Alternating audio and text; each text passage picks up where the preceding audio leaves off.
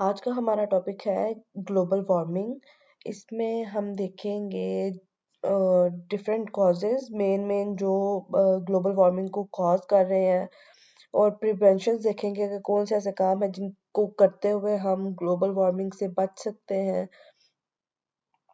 और global warming है क्या, इसके मेन मेन सारे जो फीचर्स हैं वो हम पढ़ेंगे आज के टॉपिक में। ग्लोबल वार्मिंग क्या है? Global warming long term heating of earth climate system observe. इसमें ये होता है कि जो टेम्परेचर है वो अर्थ का डे बाय डे इंक्रीज हो रहा है ह्यूमन एक्टिविटीज की वजह से। ह्यूमंस क्या करते हैं, फॉसिल फ्यूल्स की बर्निंग करते हैं और जिसकी वजह से जो हीट है वो ट्रैप होती जाती है हमारे एटमॉस्फेयर में और एटमॉस्फेयर का जो टेम्परेचर है वो राइज अप होना शुरू हो जाता है। तो इसको हम कहते हैं ग्लोबल वार्मिंग। और ग्लोबल वार्मिंग के जो मेजर कॉजेज है हमारे पास वो है green house effect, deforestation, agriculture and farming, burning of fossil fuels. सबसे पहला है ग्रीन हाउस इफेक्ट। इसमें क्या होता है कि जो सन है वहां से हीट मतलब लाइट की फॉर्म में अर्थ पे जब आती है तो यहाँ से वापस नहीं जाती। इसका मेजर जो पोर्शन है वो हमारी अर्थ में ट्रैप हो जाता है जिसकी वजह से जो अर्थ का टेम्परेचर है वो ज्यादा होता है और ये ग्रीन हाउस इफेक्ट कहलाता है। ग्लोबल वार्मिंग को बनाता है। डिफोरेस्टेशन देखें, डिफोरेस्टेशन क्या है? दरख्तों की कटिंग करना हमारे आजकल की ज़रूरतों के अकॉर्डिंगली, फार्मिंग के लिए, अर्बनाइजेशन के लिए, इंफ्रास्ट्रक्चर डेवलपमेंट के लिए और टिम्बर के लिए, पाम ऑयल के लिए, डिफरेंट चीज़ों के लिए जो दरख्त हैं वो काटे जाते हैं। और ये आजकल इनकी ज़रूरत इतनी ज़्यादा हो गई है सारी चीज़ों की कि दरख्त जो है वो बगैर सोचे समझे काटे जा रहे हैं। जब दरख्त कटते जा रहे हैं तो जो अर्थ है उस पे कार्बन डाइऑक्साइड का जो लेवल है वो ज़्यादा हो गया है और जो कार्बन डाइऑक्साइड गैस है वो ग्रीन हाउस गैस कहलाती है और ये भी अर्थ का जो टेम्परेचर है उसको राइज करती है और कंट्रीब्यूट करती है ग्लोबल वार्मिंग में। थर्ड जो आता है हमारे पास वो है agriculture and farming. Agriculture and farming global warming में ऐसे अपना रोल प्ले करते हैं कि एनिमल्स जो हैं, लाइव स्टॉक मतलब शीप, कैटल वगैरह, ये मीथेन गैस प्रोड्यूस करते हैं और मीथेन एक ग्रीन हाउस गैस है।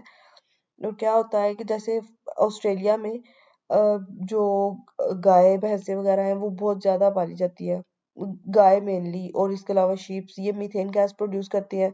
जब ये अब ज़रूरत से ज़्यादा इनको फार्म किया जाता है, होती हैं ये, तो एक मीथेन गैस जो है वो भी ज़्यादा प्रोड्यूस होती है और जो कि ग्लोबल वार्मिंग में उतना ज़्यादा नहीं पर एक कंट्रीब्यूशन इसका भी आता है।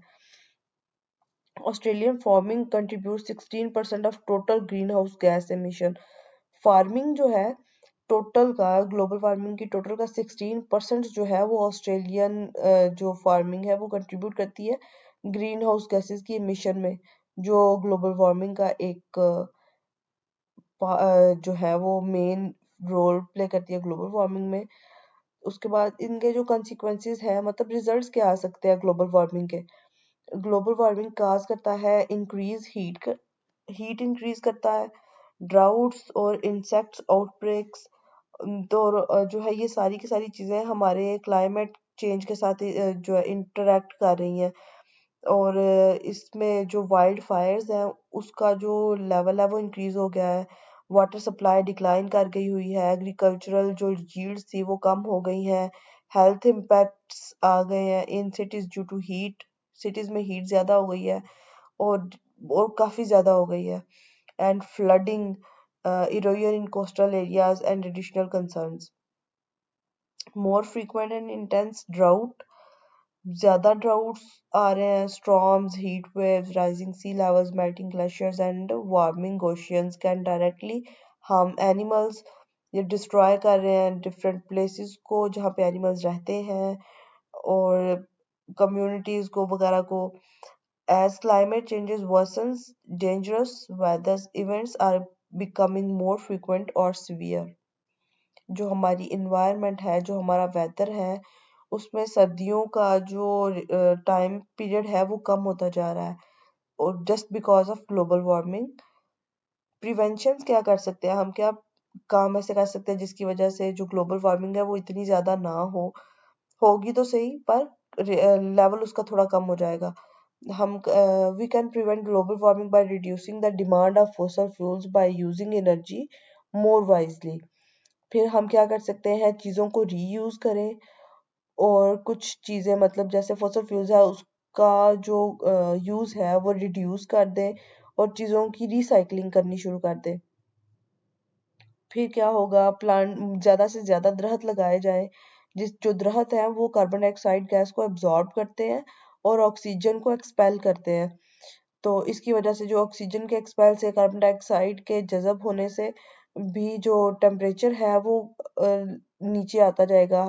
नॉर्मली भी हम देखते हैं जिन जगहों पे दरख्त लगे होते हैं वहाँ पे टेम्परेचर बाकी जगहों की निस्बत कम होता है, वहाँ पे इतनी ज़्यादा गर्मी नहीं होती। और क्या करें हम, by turning off electrical appliances when they are not in use, के घरों में, बाहर, ऑफिसेज में, जहाँ पे भी इलेक्ट्रिकल अप्लायंसेस हैं उनको ऑफ कर दिया जाए जब वो यूज नहीं हो रही होती। तो ये भी ग्लोबल वार्मिंग की को प्रिवेंट करने का एक तरीका है।